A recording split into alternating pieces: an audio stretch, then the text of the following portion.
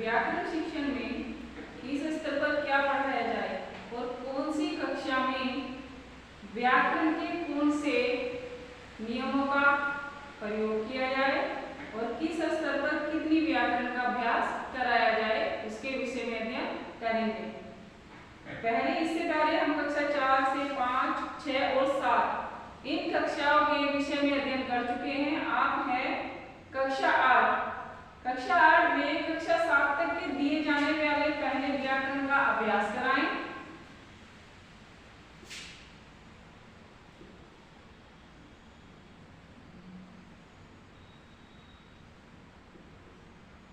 कक्षा 7 में दिए गए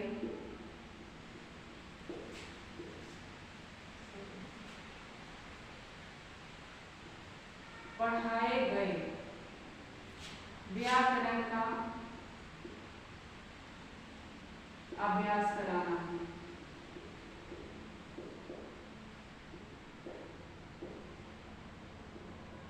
ठीक है, फिर उसके बाद आता है उपसर्ग और प्रत्ययों के योग से बनने वाले शब्दों का प्रयोग करके सिखाना।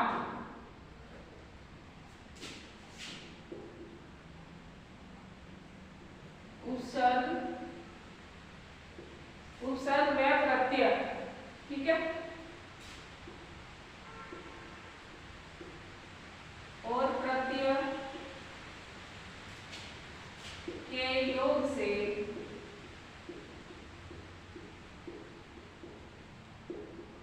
शब्द बनाना। ठीक है, फिर संधि से बनने वाले यौगिक शब्द का अभ्यास कराना।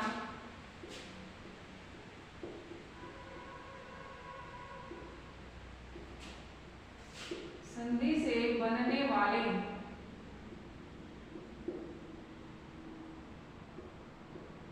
यौगिक शब्द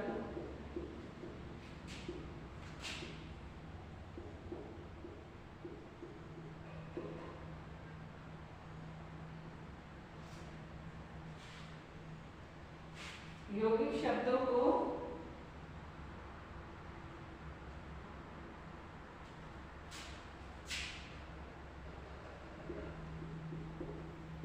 बताना। फिर होता है इसके बाद सामासिक शब्द।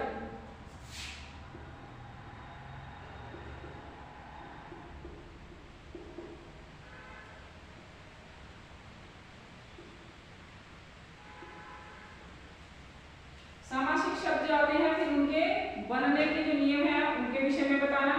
फिर है विदेशी शब्दों को अपनाने के नियम। किस प्रकार से विदेशी शब्दों को अपनी भाषाओं में मिलाकर उनसे वाक्यों की रचना करना।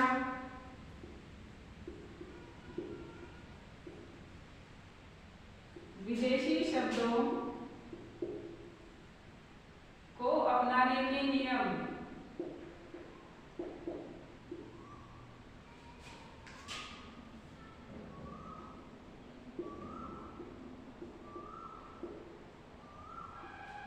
ठीक है, फिर उसके बाद आती है कक्षा 9।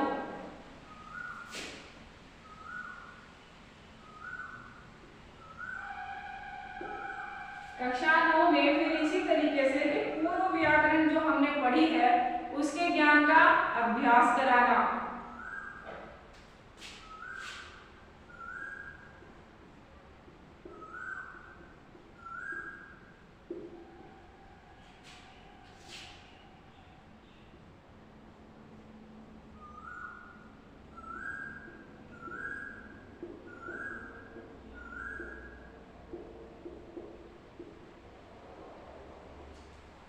ठीक है, फिर उसके बाद है हिंदी में शब्दों का निर्माण।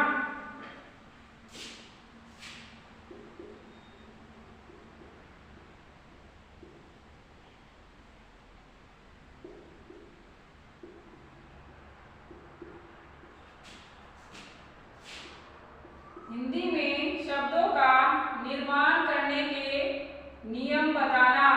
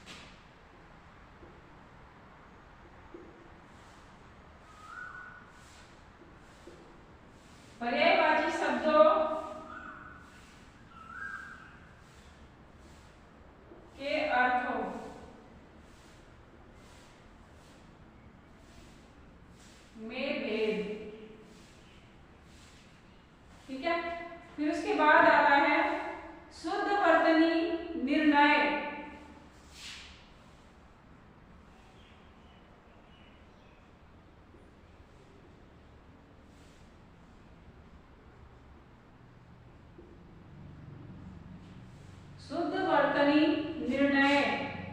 फिर है शब्द शक्ति, छंद, अलंकार और रसों का ज्ञान कराना।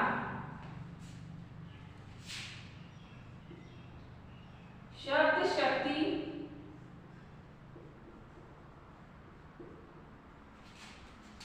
अलंकार, शब्द शक्ति होती है अलंकार, छंद,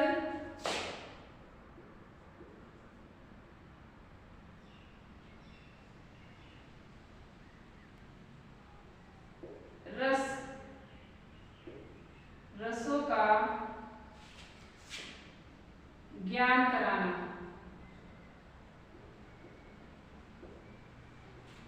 ठीक है, फिर उसके बाद आती है कक्षा 10।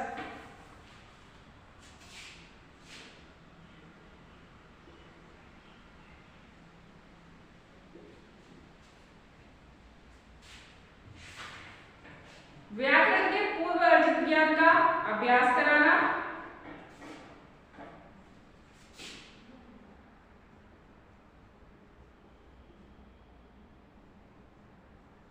व्याकरण के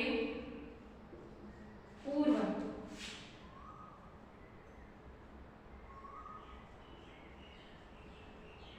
अर्जित ज्ञान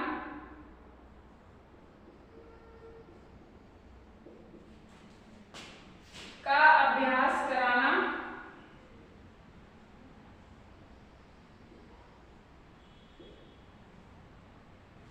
ठीक है, फिर उसके बाद अलंकार एवं रसों के भेद को पहचानना।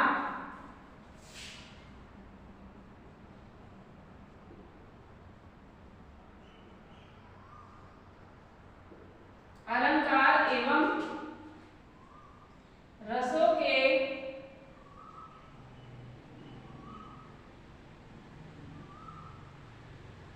भेद को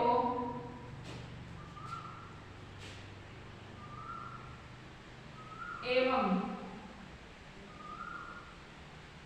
पहचान, यानी जो रस के भेद होते हैं और अलंकार के, उनकी पहचान करना। इस प्रकार से व्याकरण के लिए व्याकरण पढ़ाना उचित नहीं है। व्याकरण के ज्ञान से बच्चों की जो स्वयं की भाषा है वह परिमार्जित होती है और वे दूसरे की जो भाषा है उसकी शुद्धता को परख सकते हैं। यह भी एक आवश्यक तत्व है। यह तभी संभव है जब व्याकरण का ज्ञान पाठ्य पुस्तकों के शिक्षण के साथ साथ भी किया जाए। व्याकरण की शिक्षा किस प्रकार से दी जाए? व्याकरण की शिक्षा किस रूप में दी जाए, इस विषय पर विद्वान में थोड़ा सा मतभेद है। संस्कृत आचार्य संस्कृत शिक्षा के प्रारंभ से ही उसकी व्याकरण की शिक्षा भी कराते रहते हैं और उनका तर्क है कि बिना व्याकरण के ज्ञान के संस्कृत भाषा का ज्ञान नहीं प्राप्त हो सकता। अतः बच्चे बोलने और लिखने दोनों में अशुद्धियां करते हैं। हिंदी भाषा में संदर्भ यह कहता है कि उपस्थित जो तर्क है वह अभाव करने वाले नहीं है। इस विचारधारा के व्यक्तित्व से व्याकरण को प्रायः साधन न मानकर साध्य मानना चाहिए। और दूसरी ओर कुछ व्याकरण के विद्वान कहते हैं कि व्याकरण की शिक्षा एक आवश्यक ही नहीं समझते। उनका तर्क है कि भाषा अनुकरण द्वारा सीखी जा सकती है और नियमों द्वारा नहीं। भाषा के अनुकरण द्वारा सीखा व सुरक्षित रखा जा सकता है। इसके लिए व्याकरण के नियमों को रटने की क्या आवश्यकता? इसलिए व्याकरण बड़ा ही नीरस विषय है। बच्चे रटने की प्रक्रिया में रुचि नहीं लेते हैं। अतः उनके रुचि के विरुद्ध उन पर व्याकरण का बोझ डालना उचित नहीं होता। और हमारी दृष्टि से ये दोनों ही मत एकांकी हैं।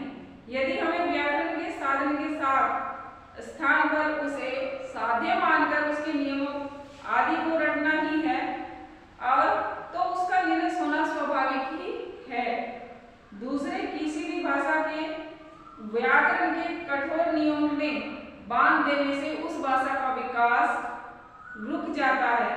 संस्कृत भाषा को व्याकरण के कठोर नियमों में बांधने का परिणाम हम देख ही रहे हैं। किसी भाषा का कल जो सर्वमान्य रूप था वह आज भी रहा है। मानव को यह भी स्वीकार नहीं हो सकता। इसलिए व्याकरण की आवश्यकता पर दो मत नहीं होने चाहिए। उसे साध्य न मानकर साधन ही मानना चाहिए। आचार्य करुणापति त्रिपाठी के शब्दों में कहा गया है कि व्याकरण ग्रंथ का निर्माण करता हुआ भाषाविद यह नहीं कहता कि हमारे नियमों के अनुसार भाषा का व्यवहार करो, वरन उसका कथन यह होता है कि अमुक अमुक रूप में और प्रवृत्तियां भाषा में अधिक प्रचलित है। अधिक प्रचलित होने के द्वारा अर्थबोध भी उनका शीघ्र ही पूर्ण प्राप्त होता है। इनकी सहायता से भाषा के प्रयोग में और दूसरों की भाषा समझने में सुविधा होती है। अतः व्याकरण की शिक्षा दी जानी चाहिए और व्याकरण इस ढंग से पढ़ाना चाहिए कि वह सहायक मात्र हो, सेवक हो, नियंत्रक या शासक के रूप में नहीं हो। ठीक है, आज के लिए बस इतना ही। हम फिर मिलेंगे नेक्स्ट वीडियो में। तब तक के लिए धन्यवाद।